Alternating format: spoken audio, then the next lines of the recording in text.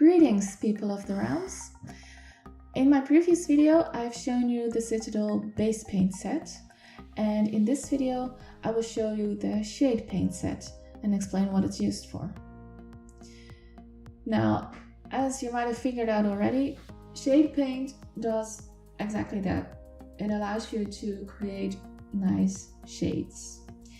It gives a smooth, darkened color to add more depth to your miniatures. Now, the colors in this shade paint set somewhat match the colors of the base paint set. That's why I put them over here. And therefore, they are easy to use in order to create shadow effects on your miniature if you have them both. It's actually great for adding darkness to the inner crevices of cloaks, but also add some shade below armor or below extremities, for example.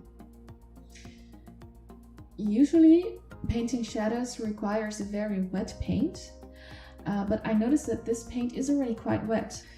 Alright, this is the paint box. I love how they put another picture of a painting orc on it. It's actually, it's a very happy orc and a very unhappy miniature.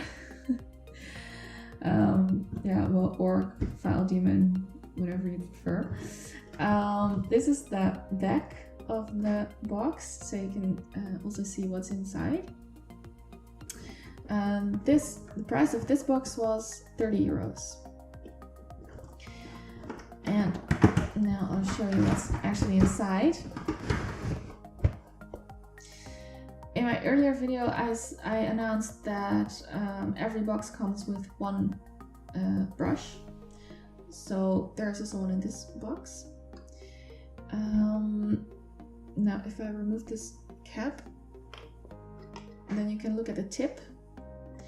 And if I put it next to the brush from the base paint set, then you can see that this brush is actually, the hairs are longer and it's bigger. Now, earlier I said this was about a size 1, so I think this may be a size 3 or something.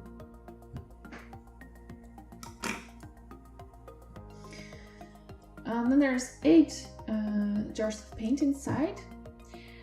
One more thing, I opened this box prior to shooting the video, and I noticed that it's pretty hard to get the jars out. If you want to simply grab one and pull it out, then it doesn't. But if you place your thumb on the jar and push, and you use your index finger to pull on the top, then they come out pretty easily.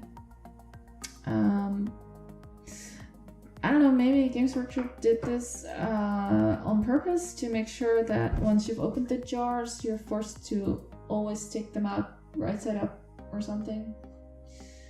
Or maybe there's no philosophy behind it whatsoever and the holes are just too tight. I don't know.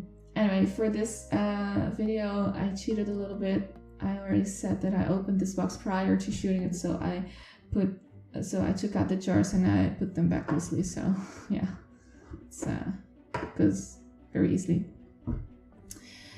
Okay. First, we have the earth shade, which is a kind of a dark brown wash for adding shade to browns and greens. So that goes over here by the greens and browns. If you add this to like a green cloak, then it gives it an earthy shade. But a more traditional shade for green is this built-in green, which is just a dark green wash. Then next we have a dark orange called sepia. I think I'll use that to add shade to the golden yellows together with Cassandora yellow, which is actually a more orange one. You can see that very clearly. So it goes over here by the yellow. Next is this crimson color. It's to add shade to browns and reds, together with flesh shade for shading skin color. Also, there is the Nightshade Blue, which can be used to shade bright steel and, well, blue things. And last, there is this Nuln Oil. As you can see, it also looks a bit bluish if I hold it next together, but it's darker. It can shade gray and even black colors. I learned that adding a touch of blue adds actually to the color depth of black, and it really brings out that depth. Now, as I said in my previous video, I will paint my Night Haunts as Fire Haunts. So I'll be using a lot of the Cassandora Yellow and the Crimson mixed with some Sepia to get that smooth, fiery feeling. The next video is about the layer paint set, and I'll show you the colors that come in that set. I hope to see you there. Bye!